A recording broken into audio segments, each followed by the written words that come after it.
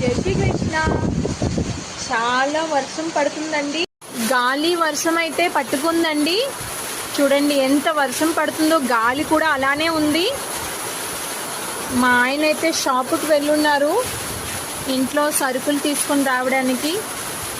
ఎలా వస్తారో ఏంటో. తనకు ఫోన్ కూడా చేశానండి, లిఫ్ట్ చేయట్లేదు. మరి ఎక్కడున్నారో ఇంత వర్షంలో. ఈరోజు ఏంటో మార్నింగ్ నుంచి అయితే ఇలానే వర్షం పడుతుంది, కానీ ఇప్పుడు నైట్ అయ్యే కొద్దీ చాలా గాలి అయితే విపరీతంగా వేస్తుందండి.